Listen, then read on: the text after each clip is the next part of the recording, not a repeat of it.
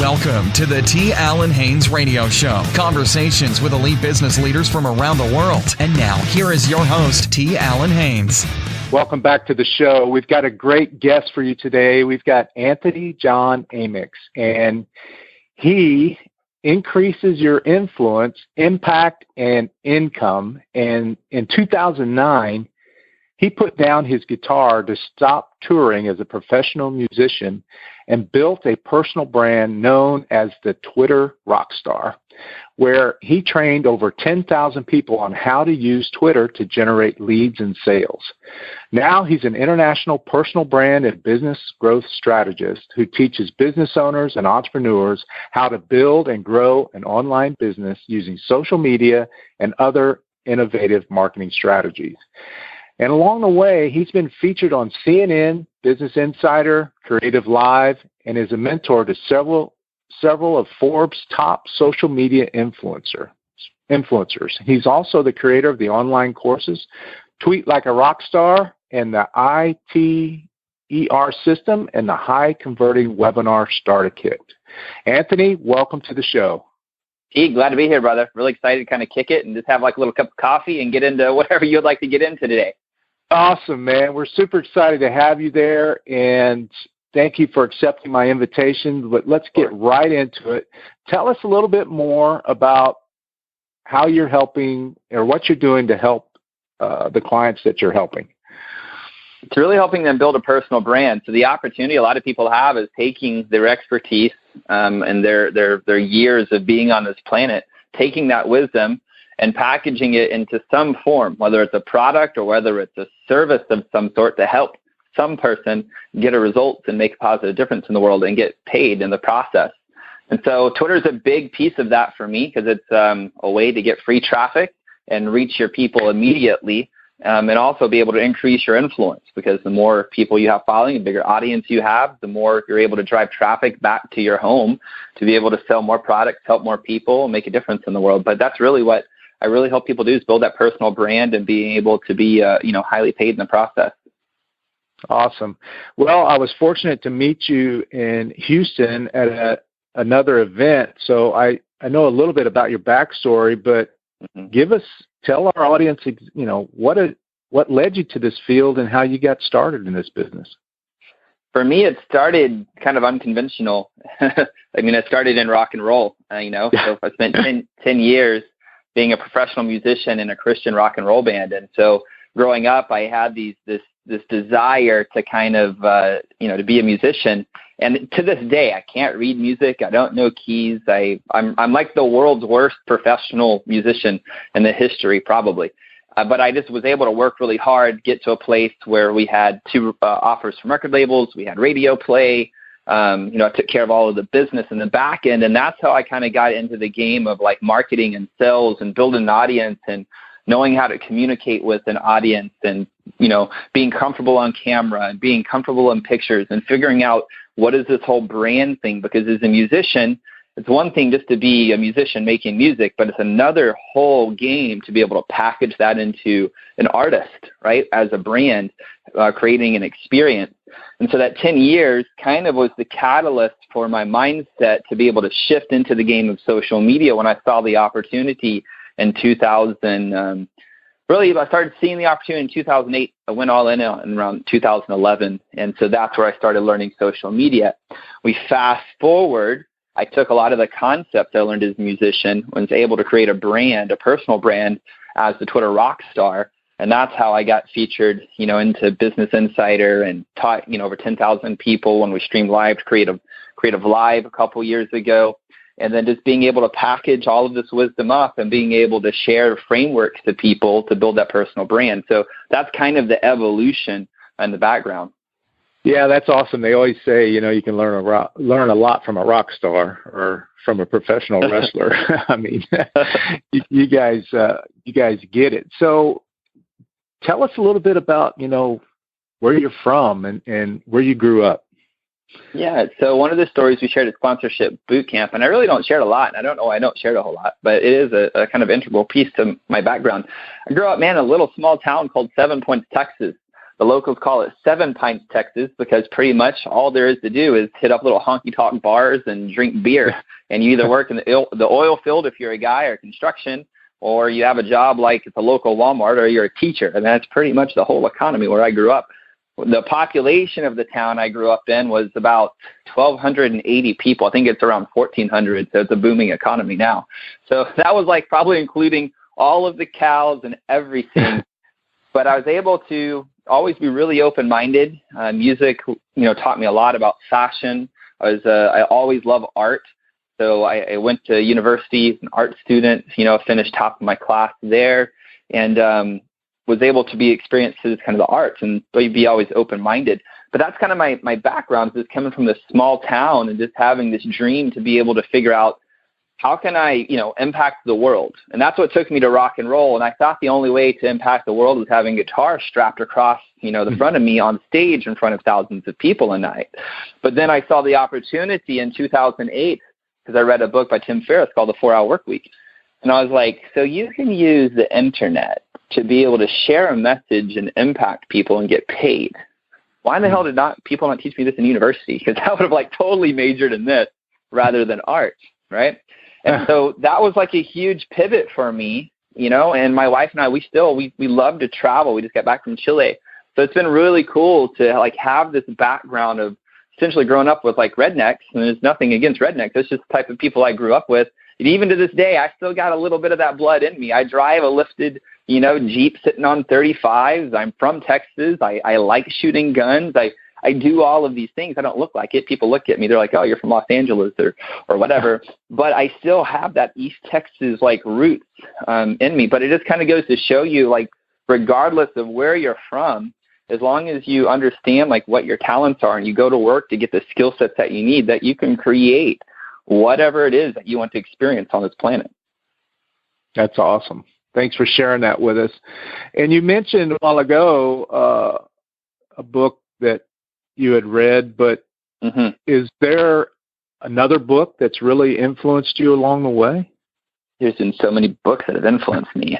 So 4-Hour Workweek was a big influence in me having a new perspective on what's possible in life. Another book that has radically shifted me as a human being, when I wouldn't be who I am today without it, was Awaken the Giant Within by Tony Robbins. Read that book in 2010 when I pretty much lost everything in life except my health. So if it wasn't for that book, who knows what would happen? Maybe I would kill myself. I don't know. But that one really helped rattle my beliefs and find good in life. And the biggest takeaway that I can share, and I talk about this a lot even when we talk about social media, is the importance of questions, the quality of questions. Meaning, if we ask disempowering questions to ourselves, why am I in this situation? Why does this always happen to me?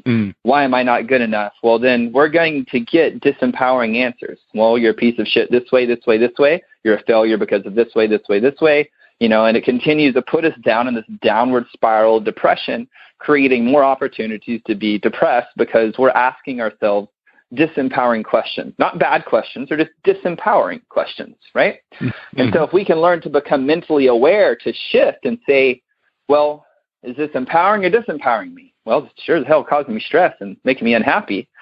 So let me ask a different empowering question, which is, and this is what happened to me in 2010, which was, I don't understand why this happened, but I refuse to accept anything negative from this. What good will come from this? What good is coming from this? What can I learn from this? And by asking that question over and over and over again, I finally found the good in that situation. And that's the difference between, empowering questions, disempowering questions. The world is going to give us what we ask for. Asking you shall receive. It's a law of nature. You can't escape it. So we have to be really careful and aware the questions that we're asking ourselves to ultimately find empowering answers so we can take empowering action. So that was a big book for me, was Awaken the Giant Within. There's multiple concepts, but that one concept was life-changing for me. Since then, there's been other books like Your Faith is Your Fortune by Neville Goddard, The Dynamic Laws of Prosperity by Catherine Ponder, .com Secrets by Russell Brunson, Jab, Jab, Jab, Right Hook by Gary Vaynerchuk. Like those 4 or 5 books, like if somebody has read those, or 6 books, however many I just mentioned, their life would be completely different if they read them, and then also, more importantly, take action upon the concepts that they're going to be able to see. Awesome. I have to include those in the notes. That's the first time I've heard in a long time Neville Goddard. That's that one is yeah, that's powerful. And most people say, I mean, out of all the entrepreneurs I've interviewed, they always say think and grow rich, but that's a first. That's awesome. Yeah. That's some well-read stuff right there. And so I've been around you a little bit, and I feel your passion, but what is it that really drives you to get up in the morning to help the people that you're helping? It's a great question. Dude, honestly, and this is going to sound really selfish, it's self-expression for me. Like, I know, like, we probably want to go big, high in the sky and have, like, this huge why of, I want to impact 1 million entrepreneurs to hit whatever. And I have some of those targets. Like, I want to help 100,000 people be able to do what they want, when they want, whenever they want to do it, right? And that's a target of mine. But what really drives me, and it's because at my core, I'm an artist. I'm a creative. It's self-expression, right? And so the game of digital marketing, content marketing, and this is why I got really excited about it when I saw the opportunity in 2010 for social media, was like, here's a way for me to use a computer to create an experience that allows me to express myself. That's what authors do. They create books, and that's self-expression. Are they helping people in the process? Absolutely. But at the end of the day, it's expressing self, and that's where they're ultimately getting massive fulfillment, is because they're expressing their unique gifts and talents through that artistic expression, that creative expression. For me, I'm able to translate that. I'm also able to help people figure out what their strengths are and then translate that into digital marketing. So they start writing blogs, they start creating YouTube channels, they start creating, shows like this, T, right? Because this is self-expression for you. It's a gift that you have to be able to use your voice to create an experience for those listening to this today. And then you bolt on the game of marketing. You're able to get more people, build an audience, and ultimately have impact where you're adding value to a group of people, getting them results, which then allows you to be able to create income. But at the root of it, for me, it's really self-expression. Perfect. So along the way, you're focusing on Twitter, but what are you finding to be the biggest obstacle of people experiencing success on Twitter? The biggest obstacle for people on Twitter, a lot of people don't see the value in it, especially in today's marketplace. As of today, whatever today is, 2017 of April, I think we're in the month of April. So as of April 2017, a lot of people think, well, Twitter's on the out. Like, they're dying. They're not as big as Facebook. They're not as big as the other social media platforms, so it's not going to be here. And so they don't see the value, or they just don't understand it. Like, it's this other complete foreign language, because you can only use 140 characters. What are you supposed to be really do for it? I don't know. I can't do my long-winded posts, whatever. And they're missing the opportunity to go all in, because Twitter is a news platform.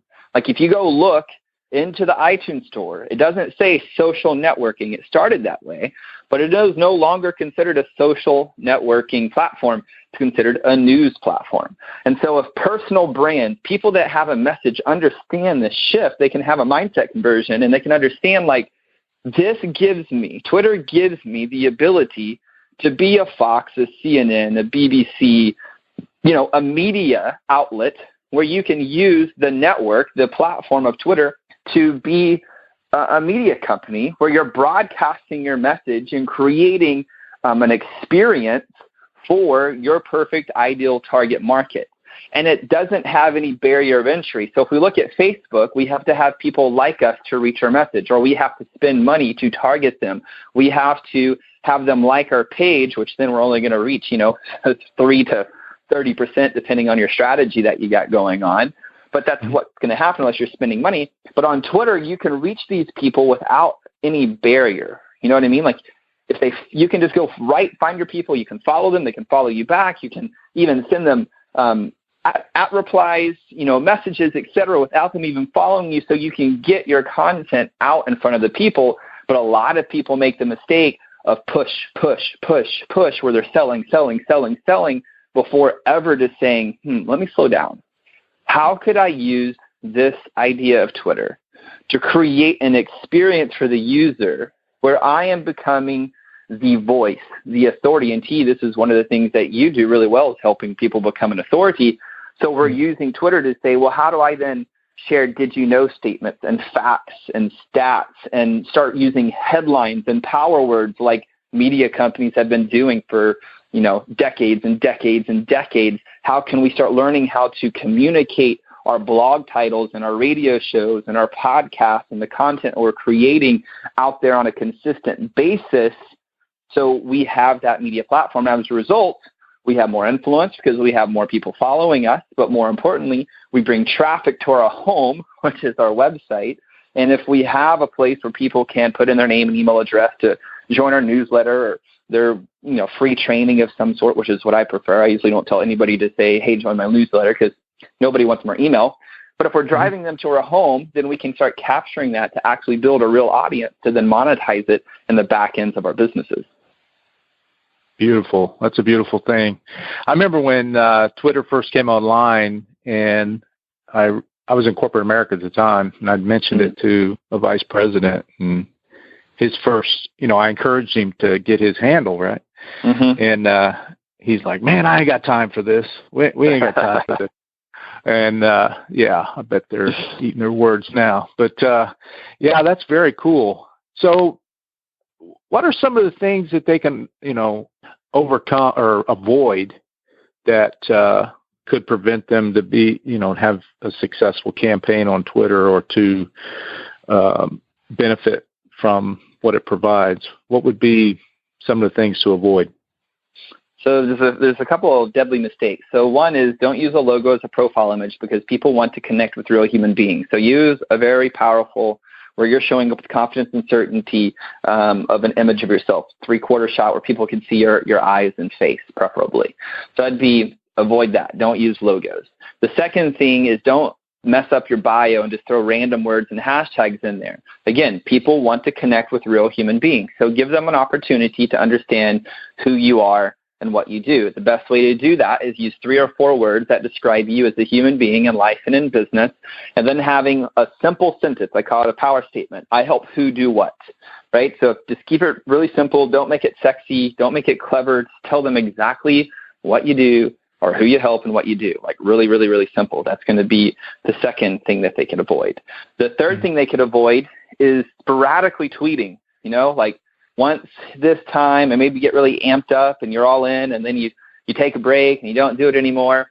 Create like a calendar. Like I talked about at the beginning of this, it's a news application. If you look at like a news, a Fox, a CNBC, a CNN, a BBC, whatever those people watch, they have a programming schedule. Like internally, they've created a programming schedule, and they know at this time, this type of show is going on, and as a result, that show is creating this type of experience for the audience. So think through the type of content you're going to create, right? Well, I call this the types of tweets, the did you knows, the stats. Are you promoting a blog post? Are you doing a promotion to one of your products or your services, or a time to speak with you? Or are you retweeting other people's content? Are you curating content? So create that programming so you have that consistency, and be willing to tweet at least 4 times a day and go all in on that, and use, software like Meet Edgar to program that for you, so you're not having to man it all the time. The other big mistake I see a lot of people make is they use one-word answers. So somebody will say, hey, thanks for following me. They'll say, you're welcome. That's the end of the conversation. Or somebody will like some content that they have put out, and they don't ever respond to them at all. And so understand that the culture of Twitter is like this big, happy, bar where people can come in, and the culture expects you to join any conversation. You don't have to be invited.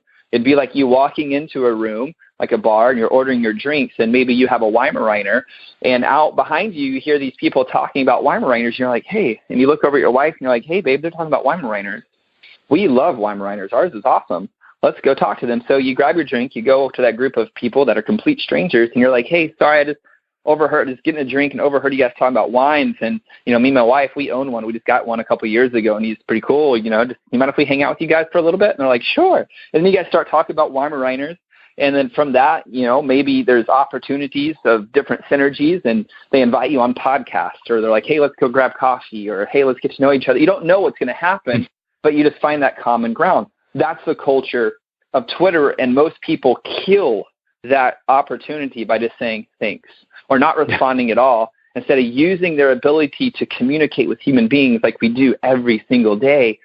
Bring that skill set into the game of Twitter to be able to start these conversations, because amazing things happen. So that's a couple of, huge mistakes that if people just clean up, they have massive results. That's a great point. Yeah, just act like a human or communicate like a human. What about connecting Twitter to other social accounts where it simultaneously posts? Is that a good thing or a bad thing? I don't ever recommend it, ever. And again, is like the cultures are different. The culture of the people on Facebook and the user experience is different than it is on Twitter, than it is on Instagram, than it is on Snapchat. And so you have to be very, very aware of what is the culture of that platform. Now, you can repurpose content. It doesn't mean that you have to create different content for every single platform. That would be very overwhelming. But you have to take that same content that you're creating and then tweak it to fit the culture of that platform. So just an example, let's say, I grew up in Texas, and I went to Romania a couple of years ago because that's where my wife was from, and we're hanging out with her family for about a month. And so while we're there, before we went there, because in Texas, one of the things I have a habit of doing, whether it's good or bad, I know it's really actually served me, is having really like crazy eye contact with people. Like even if I'm just walking down the street, I make eye contact with random strangers. And Sarah's like, hey, babe, don't do that in Romania. And I'm like, why not? Like where I come from, that's a sign of respect. It allows them to know that you're acknowledging that they exist. And when you don't do that, it's disrespectful. And she says, yeah, but if you do that in Romania, they'll think you're flirting with them. And I was like, what? Really? She's like, yep. And I was like, oh, yeah. So I was like walking through like Romania. I was like looking at the ground. I was like, don't look at people, Eventually I understood how to do it. But what I'm getting at is if I wanted to communicate effectively in Romania, I had to understand their culture is not huge on eye contact with strangers, right? And if I would bring my culture from Texas and act that way in Romania, and then, maybe I look at some guy and he punches me in the face because he thinks I'm flirting with him. And I'm like, why did he just punch me in the face? And he's like, well, you're flirting with him. I'm like, no, I just looked at you. Yeah, that means you're flirting. I was like, but where I'm from, and then we could have like battled about who's right or wrong. I just have to abide by the culture if I want to, be integrated and communicate effectively with the culture. So bridging this back to social media. So let's break out Facebook. Facebook is more of this like, personal experience where you can have more personal connections, friends, family connections. You have longer-winded conversations, right? But Twitter is very short, right? And you can talk to anybody. So on Facebook, if you just go talk to a stranger, you send them a friend request, and they're like, did we go to school together? Did we go to dinner together? Did I see you somewhere? Did we go to university together? No, then you're a creeper, right? And they delete the friend request, right? Or maybe you send them a message, and it sits in their other folder, and they never respond. You're like, man, why do they never respond? Twitter is completely opposite. You just reach out to somebody, like I said, and they're going to most likely be able to engage back with you, and that's the difference of that. So coming back into automating, if you're automating the experience of Twitter, which is a little short jab, and you just put it on Facebook, probably not going to be received very well. You could still do the little jab news headline, but flesh out that topic so it's like a mini blog post on Facebook, and it's just a headline on Twitter. That's honoring the differences of the cultures of the two platforms. So hopefully that makes sense. Yeah, it makes a lot of sense. So share with us how you've taken somebody from A to B, somebody that got on Twitter and they've realized they overcame some challenges and they had some success. Could you share that with us? Yeah, there's been a couple of people. So one is, our mutual friend, Roberto Candelaria, that runs Sponsorship Boot Camp. And so he already had a following of like 8,000 people, of authors and speakers and coaches, and a lot of people who have personal brands. And he called me one day and he's like, hey, man, can you help me make money on Twitter in 5 minutes? And I was like, dude, 5 minutes? And I said, how many followers do you have? He said, I have 8,000. I was like, okay, did you buy these people, or are they like legit people that you've built and, they're like real human beings? He's like, no, they're legit. They're not like fake people or anything like that. I was like, okay, cool. Go buy this software called Audience. And he actually downloaded the trial. We pulled an insights report so I could see who were the types of people that were following him, and I saw that there was authors, coaches, speakers, etc. And I said, okay, let's run a direct message campaign to this group. And so within the software of Audience, you can create a direct message campaign to a segment of the following. And he was running, of course, a training on how to get sponsorships for whatever it is to help people fund their dreams with other people's money. So we just ran a simple message that said, hey, I noticed you're an author.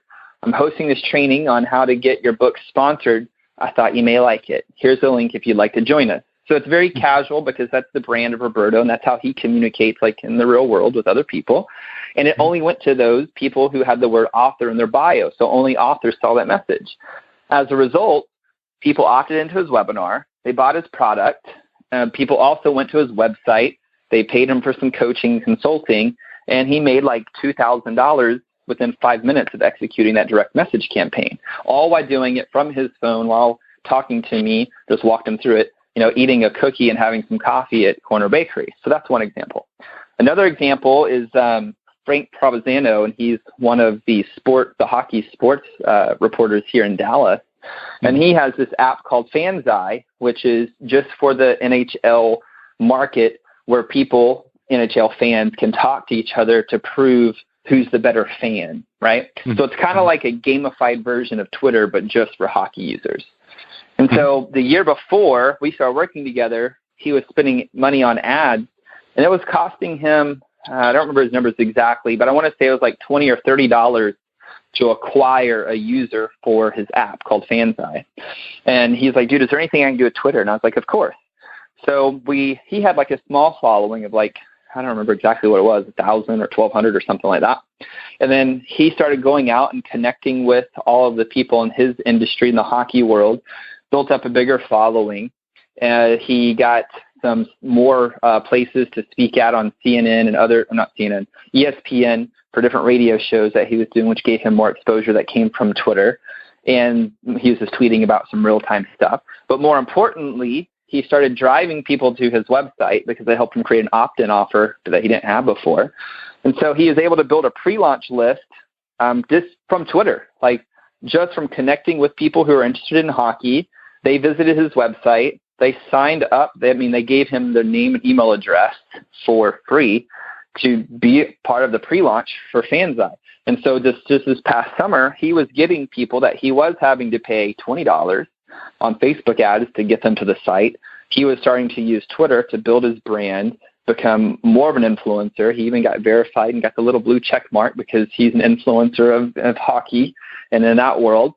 And as a result, he was able to build his list and get people signed up for his app, which, saved him thousands and thousands of dollars in ads.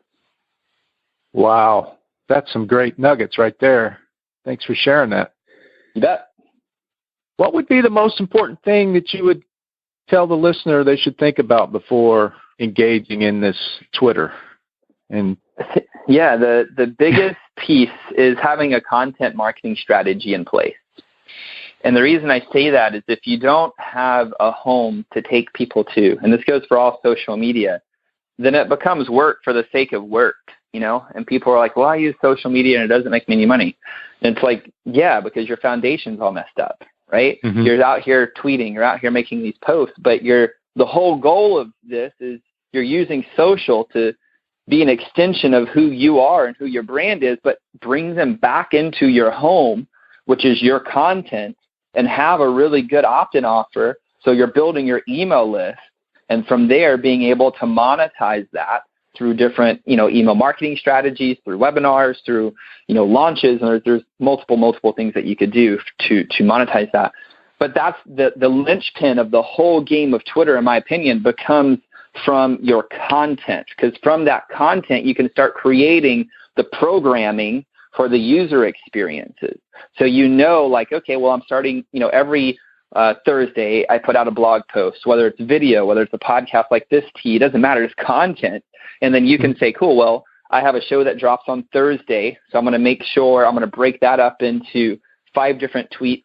So I'm promoting the show every single week. I'm going to start grabbing out some snippets and quotes from that, putting that out as tweets.